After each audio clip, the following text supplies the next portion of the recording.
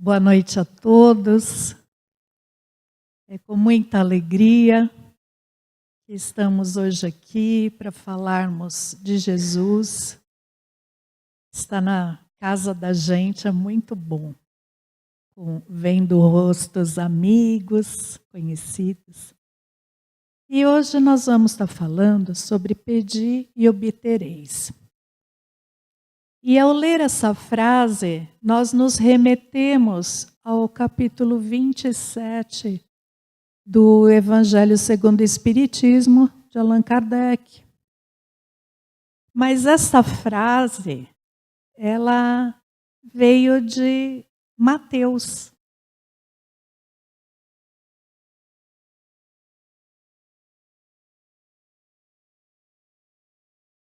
Capítulo 7, versículo 7.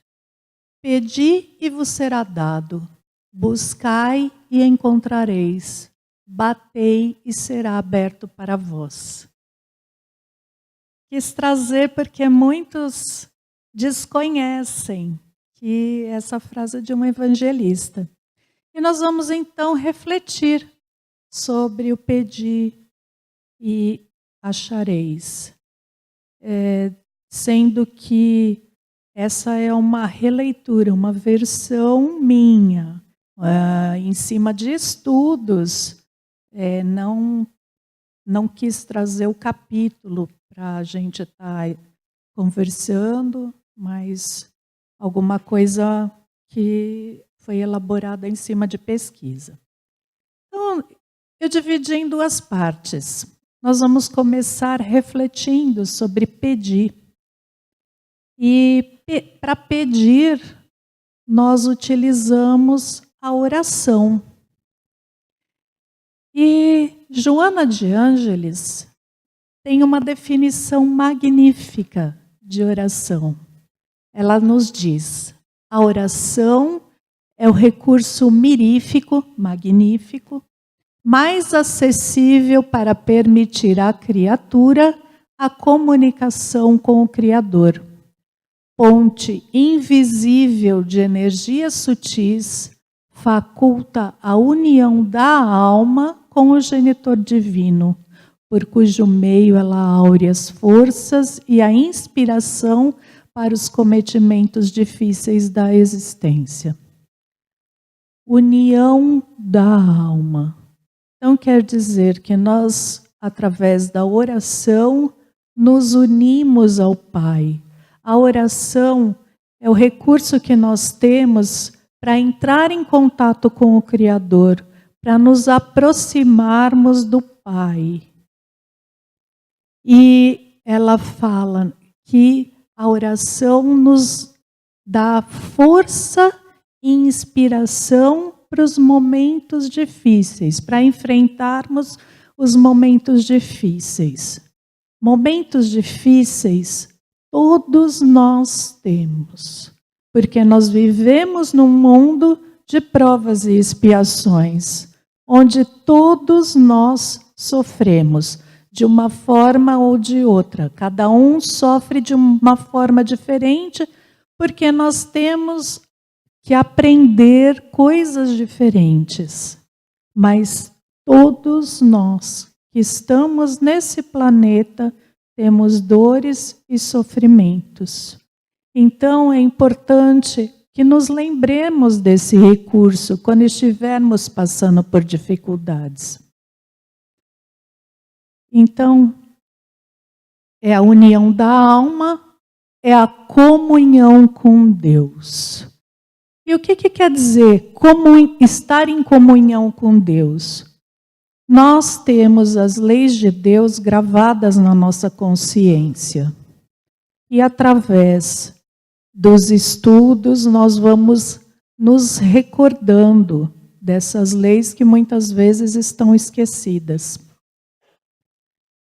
E quando nós nos esforçamos para cumprir as leis de Deus, então nós somos obedientes a Deus.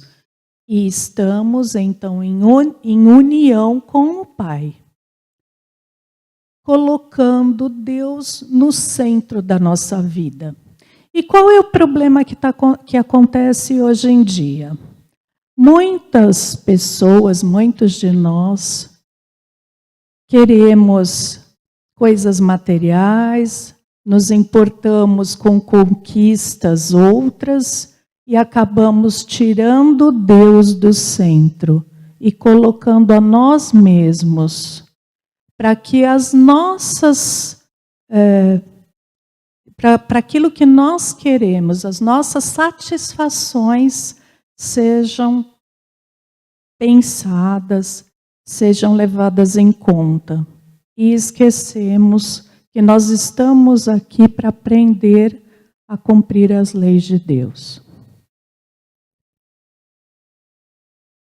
E eu vou contar uma historinha que aconteceu há muito tempo atrás, quando ainda não existiam essas grandes farmacêuticas, onde os medicamentos eram preparados em farmácias, eram manipulados através de fórmulas. Então, esse farmacêutico, ele não acreditava em Deus. Até fazia chacota com aquelas pessoas que acreditavam nele. E um dia chegou uma garotinha na farmácia desse senhor. A garotinha estava muito aflita, ela precisava de um medicamento para sua mãe e ela pediu ao farmacêutico que enviasse aquela receita e ela falava: por favor, moço, ande logo, porque a minha mãe precisa desse medicamento urgentemente. O médico pediu que ela tomasse rapidamente, a situação dela é muito delicada.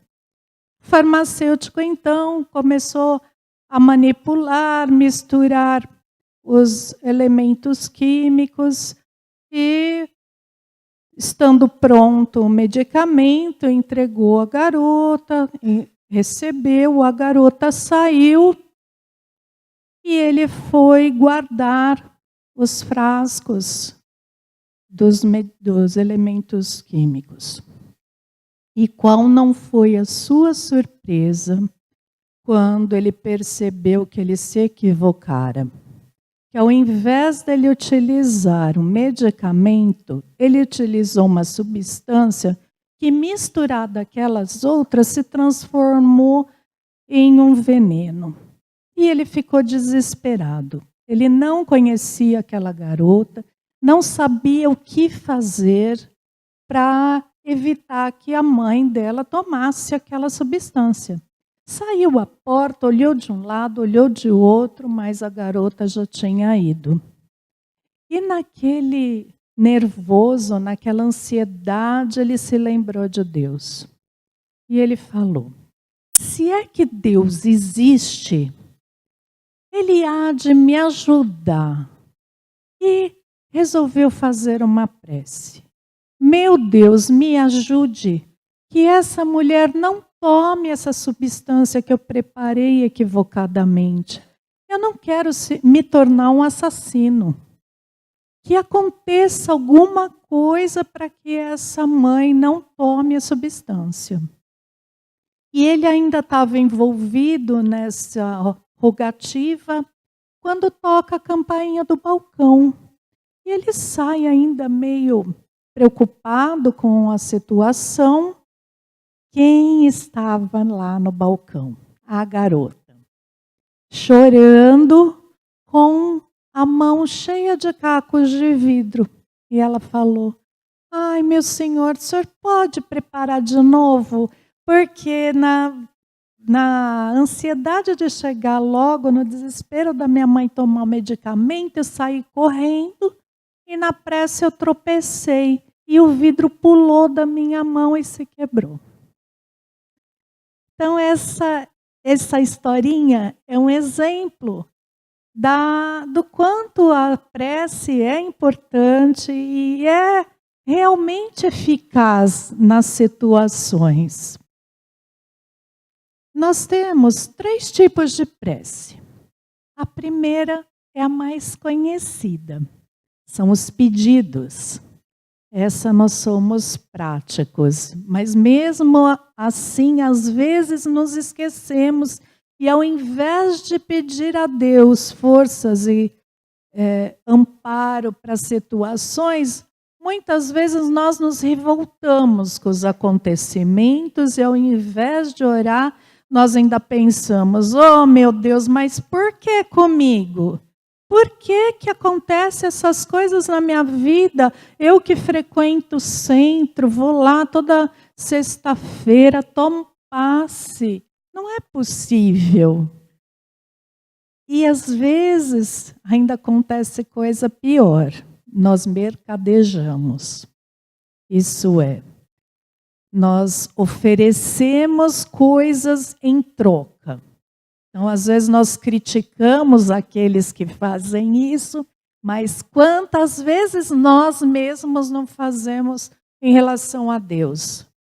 E nós pedimos: meu Deus, me ajude a arrumar aquele emprego, em troca eu vou dar uma cesta básica para os necessitados. A gente faz muito isso, né? Trocar, mercadejar. É uma coisa que não se deve fazer. Deus é nosso Pai. Então nós devemos pensar que tipo de relação nós temos com Ele. O que nós falamos? O que nós pedimos? De que jeito nos comunicamos? O segundo tipo é de agradecimento. Esse já é um pouco mais raro. E se nós formos pensar quantas coisas nós temos a agradecer. Para começar, o corpo. E nós estamos com ele 24 horas todos os dias. Sem o corpo não nos seria possível a vida aqui na Terra. E sem a vida não nos seria possível a evolução, o aprendizado. Ou melhor, seria, mas em outras situações e que a gente precisa da vida aqui na Terra para evoluir. E se a gente também for observar a vida fora das quatro paredes, a natureza, a diversidade que nós temos de plantas, de animais, os elementos que fazem tão bem a nossa vida, como aquele céu azul, a lua cheia, às 6, 7 horas da noite, aquela lua enorme. São coisas que fazem bem a nossa vista.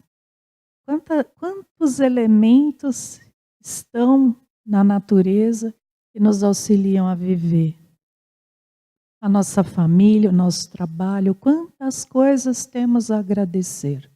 Então precisamos pensar nisso nos momentos da prece.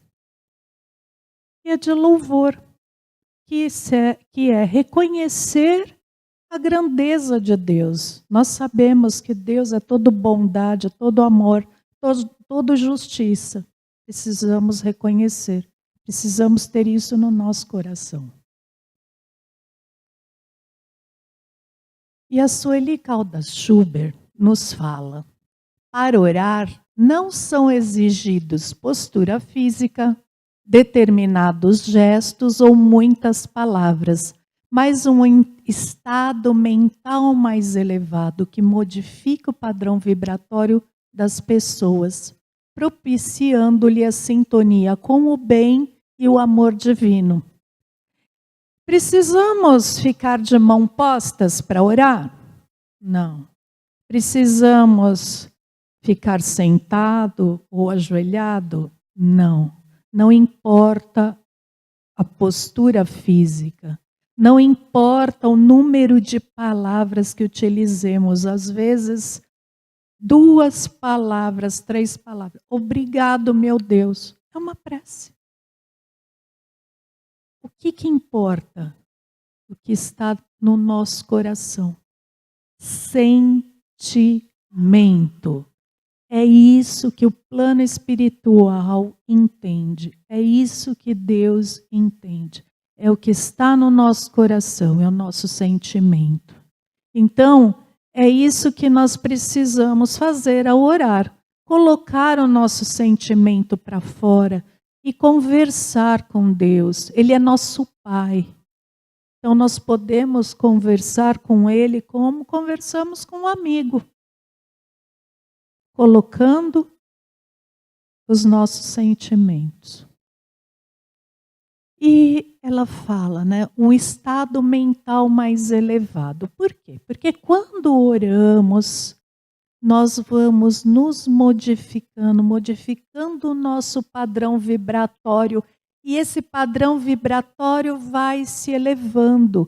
E isso dá condição para que o plano espiritual possa chegar até nós e possa nos auxiliar. Muitas vezes através da inspiração, ou nos dando forças, seja o auxílio da forma que for, mas ele precisa do nosso auxílio para que esse auxílio, para que a ajuda do plano espiritual se torne efetiva. Então, é necessário que nós modifiquemos o nosso padrão vibratório, elevemos o nosso padrão vibratório para estarmos em condições de receber. Então, isso nos propicia a sintonia com o bem e com o amor divino. E Leon Denis nos fala: a linguagem da prece deve variar segundo as necessidades, segundo o estado do espírito humano. Então, ele fala aqui como que pode ser a linguagem da prece. Então, vamos ver quantas são, e que a gente nem imagina às vezes. É um grito, um lamento, uma efusão, um cântico de amor, um manifesto de adoração, ou um exame de seus atos, um inventário moral que se faz sob a vista de Deus, ou ainda um simples pensamento, uma lembrança, um olhar erguido para o céu. Na pergunta 919 do Livro dos Espíritos, Santo Agostinho nos fala desse inventário de todas as noites refletirmos sobre o que fizemos durante o dia, se aquilo que fizemos foram boas ações, boas atitudes ou não. E se não foram, para modificarmos. Então, isso que Leon Denis fala nos remete a essa questão de pensarmos aquilo que estamos fazendo. E muitas vezes a nossa oração, quando em desespero, é em forma de choro, de lamúria. Não tem problema, é válido. O que importa é estarmos colocando aquilo que sentimos. E Mateus nos fala: tu, porém, quando orares, entra no teu quarto interno, e tendo fechado a porta, ora ao teu Pai em segredo, e teu Pai que vê no segredo te recompensará. Por que entra no teu quarto interno? Nós sabemos que Deus está em toda parte, mas além dele estar em toda parte, ele está dentro de nós. Então é importante que nós nos recolhamos para entrar em contato com Deus, com esse Deus interno.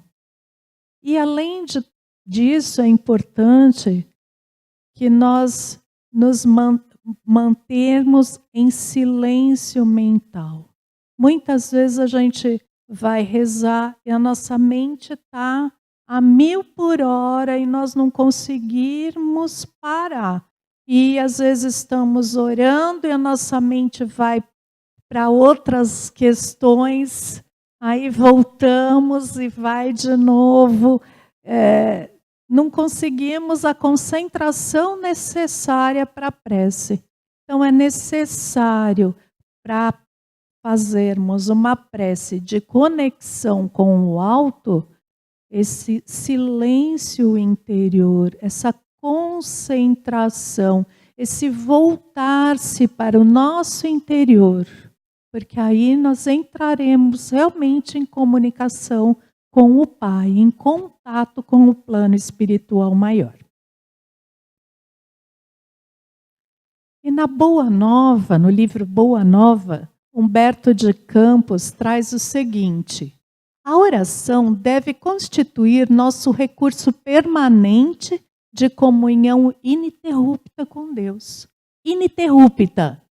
Então não deve ser interrompido. Isso quer dizer, nós precisamos estar em comunhão com Deus 24 horas por dia, 365 dias ao ano. Será que nós fazemos isso? Nessa vida maluca que nós temos adotado, nessa correria do dia a dia? Nesse intercâmbio incessante, as criaturas devem apresentar ao Pai, no segredo das íntimas aspirações, os seus anelos e esperanças, dúvidas e amargores. Entretanto, observamos que os homens não se lembram do céu, senão nos dias de incerteza e angústia no coração. Só nos lembramos de Deus muitas vezes nos momentos difíceis. Enquanto que o ideal é nos lembrarmos a todos os momentos. Ele falou lá no começo. Comunhão ininterrupta. E Leon Denis também nos fala que existem dois momentos muito importantes. Se nós não conseguimos estar em comunhão ininterrupta, que pelo menos em dois momentos façamos prece. Na hora de acordar, agradecendo pela noite e nos preparando para o dia, estando em uma condição emocional, até de preservar-nos contra os ataques de notícias e de coisas que abalam a nossa vibração, nosso estado emocional. E na hora de dormir. Por quê? Nosso corpo dorme, mas o espírito não. O espírito deixa o corpo e vai para outros lugares.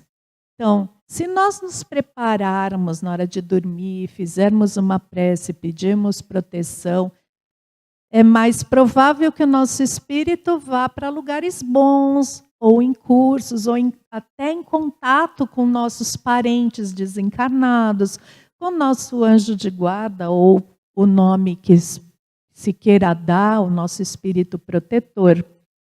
E às vezes até com espíritos que nos auxiliam na nossa reencarnação. Então, quando fazemos a oração, podemos ter essa oportunidade. Ou não nos prepararmos e o nosso espírito ir para lugares não muito agradáveis. Aí a gente acorda e fala, ai, tive um pesadelo essa noite. Será? Ou será que nós fomos andar por aí, né, fazer coisas não muito legais? No Evangelho segundo o Espiritismo, capítulo 27, nós encontramos: está no pensamento o poder da prece, que por nada depende nem das palavras, nem do lugar, nem do momento em que seja feita. Pode-se, portanto, orar em toda parte e a qualquer hora, a sós ou em conjunto. A influência do lugar ou do tempo só se faz sentir nas circunstâncias que favoreçam o recolhimento. A comunicação entre os espíritos se dá via pensamento.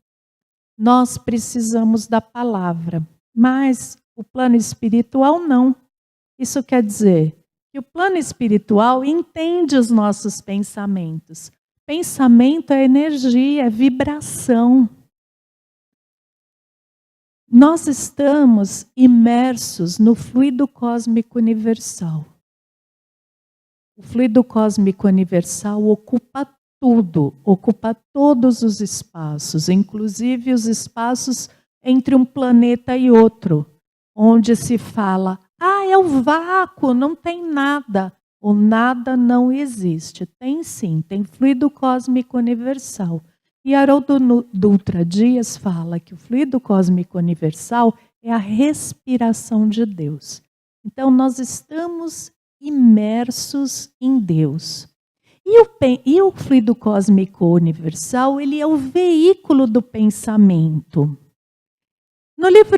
No Evangelho segundo o Espiritismo fala que quando nós impomos a nossa vontade a esse pensamento, o nosso pensamento percorre distâncias inimagináveis. Então, quando nós estamos concentrados, colocamos o nosso sentimento e damos o impulso da nossa vontade, essa prece pode alcançar lugares muito distantes e seres bem superiores. Tudo vai depender da gente. E Maria João de Deus, ela foi a mãe aqui na Terra do Chico Xavier. Ela escreveu um livrinho pequeno no tamanho, mas bastante profundo. Chama Cartas de uma Morta. E ela fez estágio em vários departamentos do plano espiritual. E ela conta que ela teve uma época estagiando num departamento chamado Departamento de Preces. E esse departamento era incumbido por receber as nossas preces. Olha que interessante, existe um departamento para receber, e daí está tomando as providências para o atendimento dessas preces. E ela conta que algumas preces, então, chegavam no departamento dela, outras, de tão intensa que era, ultrapassava. Eu achei magnífico isso, fiquei imaginando que poder essa criatura que fez essa prece tem. E nós podemos também. Às vezes nós escutamos as coisas para saber que é possível, que nós podemos sim fazer preces que alcance muito longe no plano espiritual. Bem, agora vamos analisar a segunda parte. E obtereis. Em Marcos, capítulo 11, versículo 24, consta o seguinte: o que quer que seja que pedirdes na prece, crede que o obtereis e vos será concedido. Será que tudo que pedirmos vamos obter? Se eu pedir para ganhar na loto, será que eu vou conseguir? E sem jogar ainda. Será que os pedidos que nós fazemos em relação às coisas da matéria são atendidos? Será que esses pedidos são realmente importantes para que nós façamos uma prece tão poderosa como essa que a Maria João de Deus descreveu? E aí, no Evangelho segundo o Espiritismo, ainda no capítulo 27, fala: Deus sabe melhor do que nós o que nos convém. Então já está dando uma pista, não é tudo que pedimos. Deus sabe o que nos convém. Então, Se nós pedirmos algo que não vai ser bom para a nossa evolução espiritual, será que Deus vai nos dar? E até existe uma passagem no Evangelho que fala: se vossos filhos vos pedirdes pedras, não, vos pedir pão, desculpe, pedir pão, vós dareis pedra? Se nós não somos capazes de dar pedra àquele que pede pão aos nossos filhos que pedem pão, Deus vai fazer isso por nós? Claro que não. E muitas vezes nós nos esquecemos que nós somos espíritos em passagem pela matéria. Nós invertemos, nós achamos que nós somos matéria. Aí quando desencarnamos, ai, desencarnou. Oh, peraí. Não. O normal, o natural é esperarmos pelo desencarne e sabermos que é uma realidade, que a nossa vida não é aqui. Nossa vida é no plano espiritual. Esse é um tempo que estamos aqui para aprender. Por quê? Porque Deus nos criou simples e ignorantes para que pudéssemos conquistar o nosso aprendizado, as nossas experiências.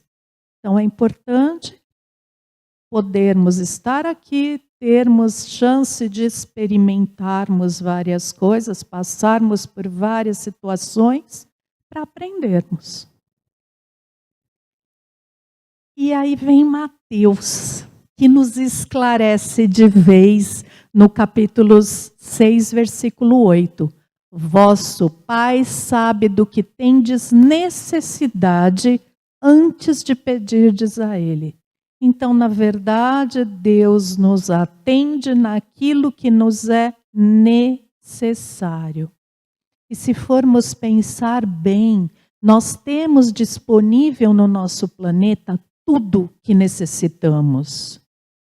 Só que nós não nos contentamos com aquilo que necessitamos. Nós queremos mais. E é o excesso que cria todos os problemas que nós temos visto hoje. Por quê? Deus não nos fez para sermos individualistas.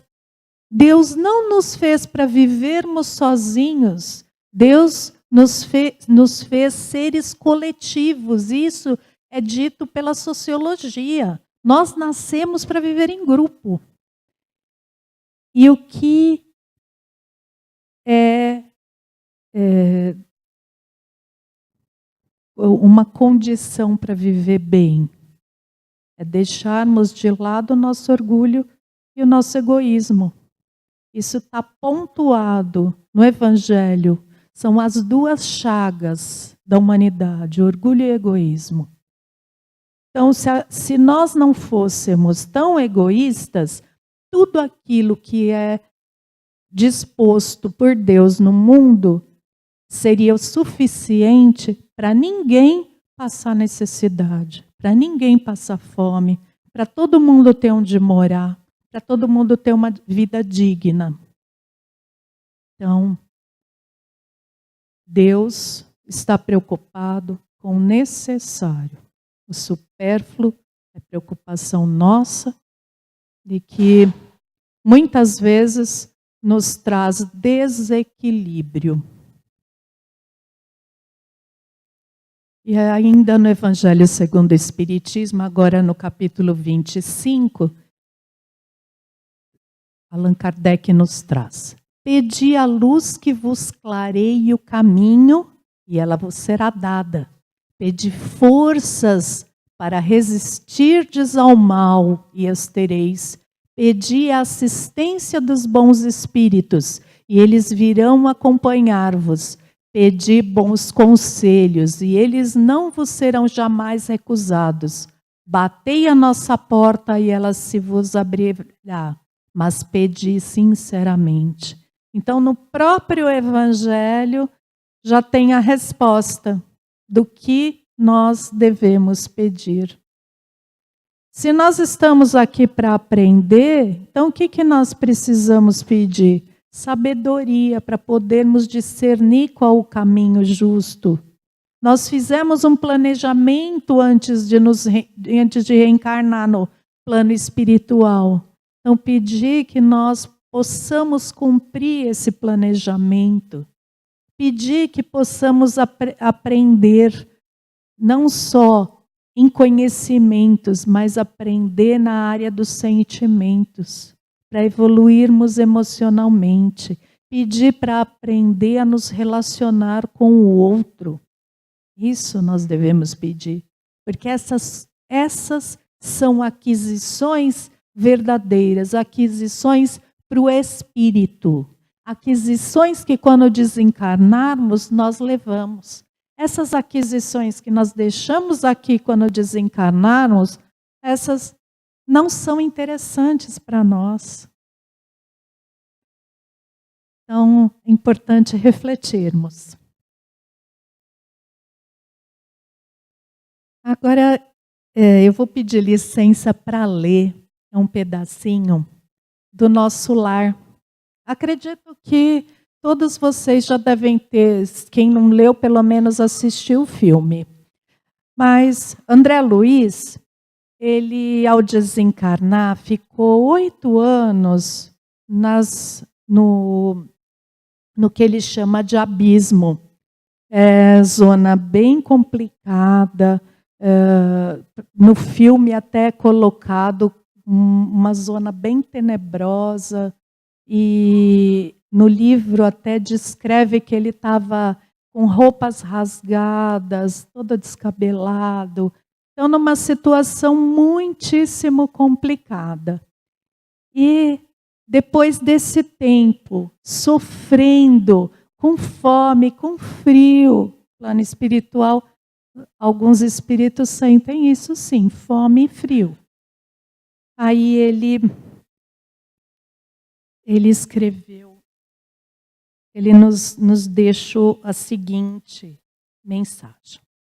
E quando as energias me faltaram de todo, quando me senti absolutamente colado ao lodo da terra, sem forças para reerguer-me, pedi ao Supremo Autor da natureza me estendesse mãos paternais em tão amargurosa emergência. Quanto tempo durou a rogativa? Quantas horas consagrei a súplica de mãos postas, imitando a criança aflita?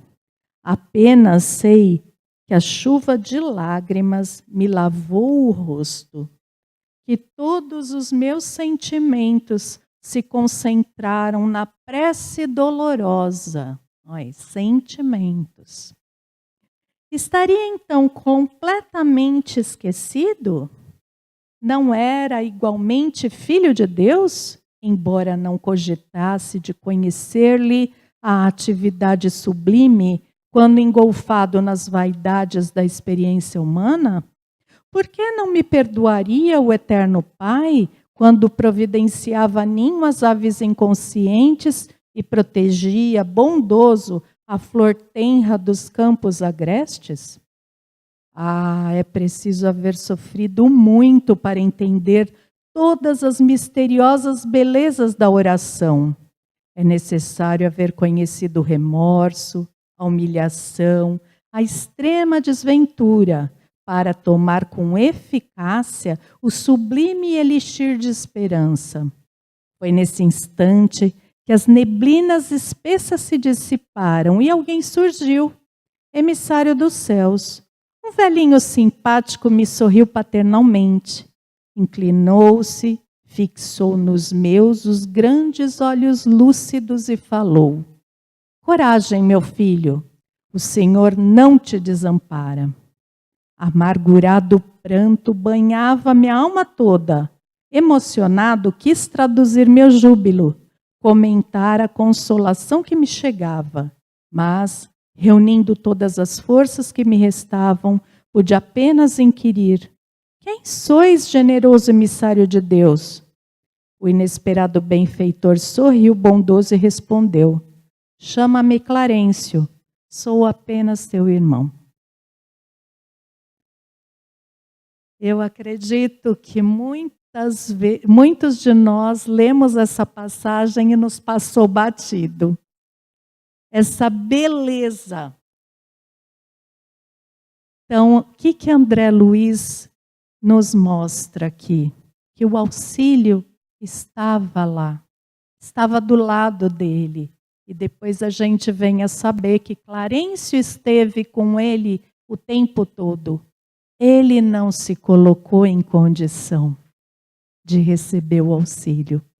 E aí, quando ele conseguiu fazer a prece com o sentimento, ele conseguiu então ver Clarencio. Linda passagem. E Leon Denis nos diz: seria um erro julgar que tudo podemos obter pela prece, que sua eficácia implique em desviar as provações inerentes à vida. A lei de imutável justiça não se curva aos nossos caprichos.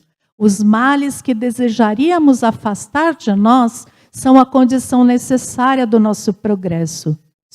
Suprimidos, o efeito seria tornar nossa vida estéril. Então, muitas vezes nós fazemos as nossas orações pedindo para Deus tirar os problemas da nossa frente. Nós gostaríamos muito de ter uma vida tranquila, sossegada, com todo conforto. Mas aí o que nós tiraríamos disso? Qual aprendizado nós teríamos? Onde nós estaríamos trabalhando a nossa inteligência, se não fosse através das dificuldades, dos problemas? Então, os problemas da nossa vida são importantes, sim, para o nosso aprendizado. Leon Denis nos fala, se fossem removidos, nossa vida seria estéril. Não teria para quê? Então, usar da oração para pedir para tirar os nossos problemas, nós não devemos fazer. Porque a oração ou Deus não nos livra das nossas provas. As nossas provas são necessárias para o nosso desenvolvimento intelectual, para a nossa aprendizagem. Mas então, o que fazer? E aí, Emmanuel, no livro Pensamento e Vida, nos fala: a prece é o apelo vivo do Espírito às potências celestes, quer vestido nas fórmulas verbais, quer absolutamente sem ela, na silenciosa mensagem da vibração. Então, no pedir, eu coloquei uma série de formas de oração. E aqui Leon Denis nos fala que nós temos, além de todas aquelas formas, a prece silenciosa. Se Deus entende sentimento, então, se eu observar, vou falar uma coisa que me encanta. Um beija-flor, paradinho no ar, bebendo mel de uma flor. E eu ficar maravilhada com aquilo, é uma prece. Existem várias formas, então não é necessário palavras. Existem preces silenciosas. Mas além disso, existe mais. Joana de Ângeles nos fala: dá prosseguimento à oração utilizando-te da ação digna. Então tenho todas aquelas formas, tenho a prece silenciosa, tenho a prece através das minhas mãos, através das minhas atitudes, através do jeito que eu trato o meu semelhante. Fazer o bem, ter uma forma caridosa de conversar com o outro. Escutar, nós esquecemos de escutar.